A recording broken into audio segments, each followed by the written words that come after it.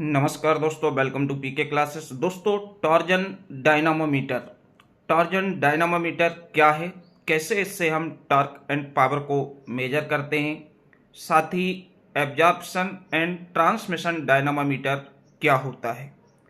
Dynamometer में हमारे दो प्रकार के बेसिकली डायनामोमीटर्स हैं जो इंजन्स मोटर्स के पावर को मेजर करने के लिए हम उपयोग करते हैं, जिसमें एक एब्जॉर्प्शन और एक होता है ट्रांसमिशन टाइप डायनामोमीटर।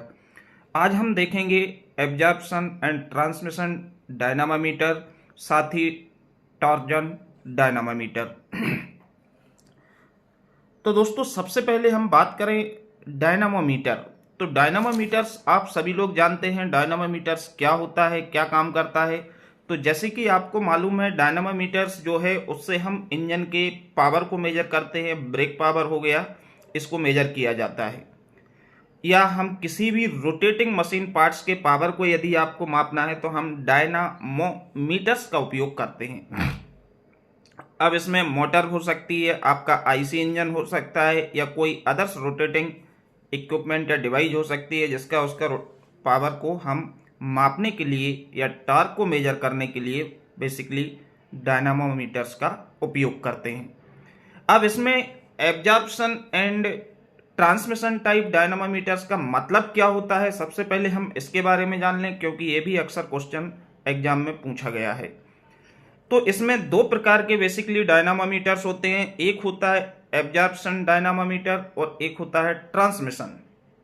तो एब्जॉर्प्शन डायनामोमीटर्स का मतलब होता है कि जो पावर हमारा इंजन से क्रिएट होता है, जो पावर होता है या वर्क डन होता है, उसको एब्जॉर्ब कर लेता है, अवशोषित कर लेता है। कैसे? जैसे कि आपकी शाफ्ट घूम रही है, अब इस पे जब हमारा ब्रेक लगाएंगे तो फ्रिक्शन के कारण, घर्षण के कारण क्या होगा, ये पावर इसका लॉस होगा, क्योंकि इसका रोटेशन रुकेगा और ये किस में बदल जाएगा, हीट में बदल जाएगा। तो ये जो पावर है, जो लॉस हो रहा है, ये हमारा क्या है, एब्जॉर्ब हो जाता है, जो उपयोग में नहीं आता है। तो उसको हम बोलते हैं absorption dynamometer. Means the absorption type dynamometer absorbed work done of the engine. Work done means power, work done of the engine by frictional resistance of the brake. किसके कारण? ब्रेक के फ्रिक्शनल रेजिस्टेंस के कारण क्या हो रहा है, power absorb हो रहा है एंड कन्वर्टेड इनटू हीट। और ये पावर है जो हीट में बदल जाएगा, क्योंकि घर्षण के कारण कोई भी शाफ्ट घूम रही है, उसके रोटेशन को आप रोकोगे ब्रेक लगा के, तो क्या होगा, घर्षण होगा। घर्षण होगा तो इसका पावर किस में, ये हीट उत्पन्न होगी, गर्म हो जाएगा। गर्म हो जाएगा मीन्स ये पावर जो है वो हीट में कन्वर्ट हो गया और पावर एब्जॉर्ब हो गया। अब वो हमारे उपयोग में नहीं आने वाला। तो इस पावर को बोला जाता है it can be used for measurement of moderate power only. जो एब्जॉर्प्शन टाइप के डायनामोमीटर्स होते हैं, इसका उपयोग हम मॉडरेट पावर्स को मापने में करते हैं सिर्फ उपयोग, जैसे कि आपका prony brake dynamometer and rope brake dynamometer. Prony and rope brake dynamometer हैं, ये दोनों हमारे एब्जॉर्प्शन टाइप के डायनामोमीटर कहलाते हैं। सेकेंड बात आती है ट्रांसमिशन डायनामोमीटर।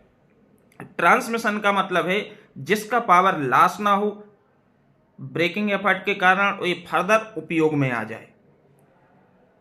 तो means in this type of dynamometer work done by the engine is not absorbed bye frictional resistance. Means अब यहां पे बात क्या है, यहां पे जो इंजन के द्वारा वर्क प्रोड्यूस होता है, उस वर्क को एब्जॉर्ब नहीं करता है फ्रिक्शनल रेजिस्टेंस के कारण, but it is used after the measurement for doing work.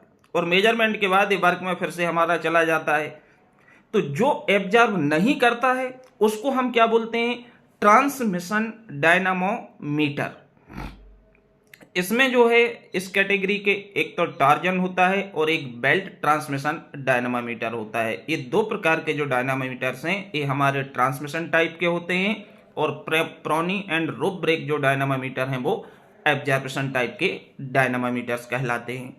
अब हम बात करेंगे टॉर्जन डायनामोमीटर। टॉर्जन डायनामोमीटर्स क्या है और इससे क्या हम फाइंड करते हैं।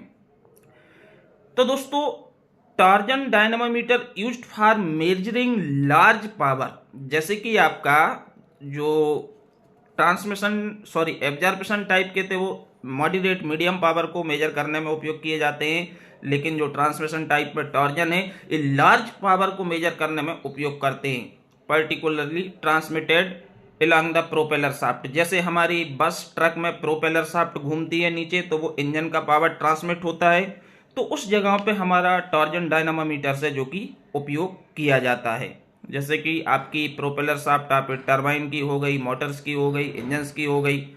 When the power is being transmitted then the driving end twist.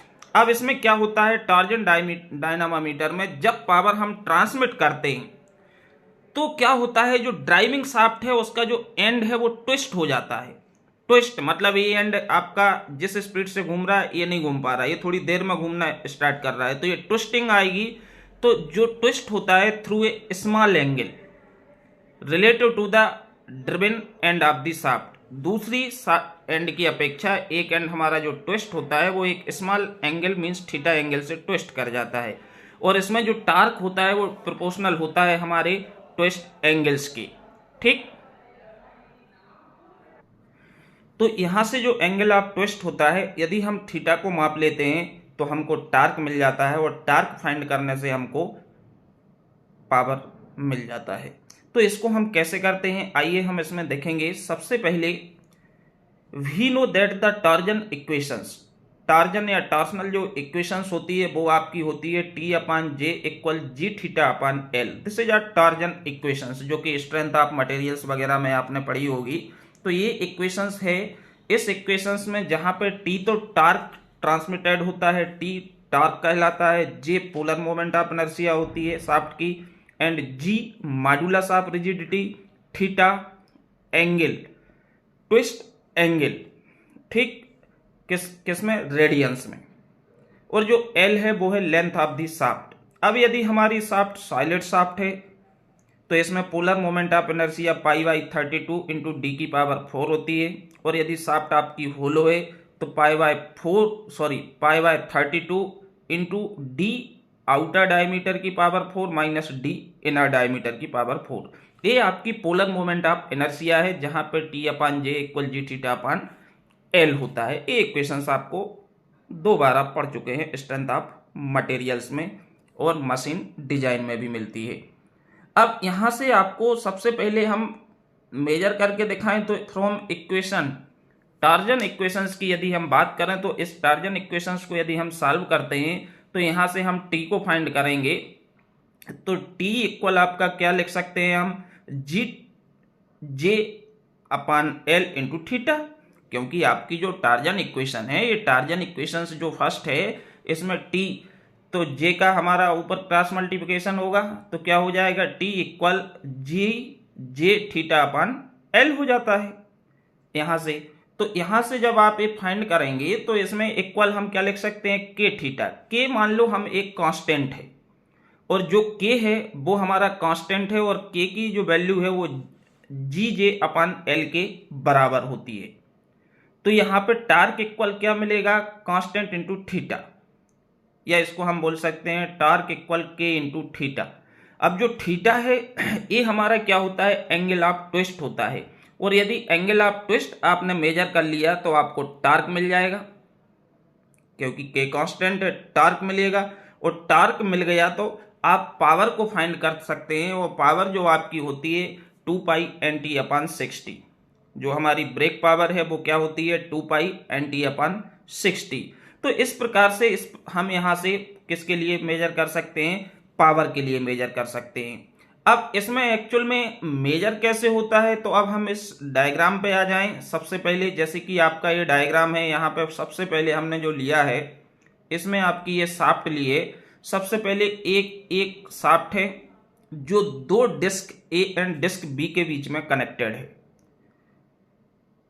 एक डिस्क ए आपकी ए है, सेकंड डिस्क आपकी ए है जिसका नाम है ए एंड बी, और आपकी इसमें जुड़ी हुई है क्या, शाफ्ट।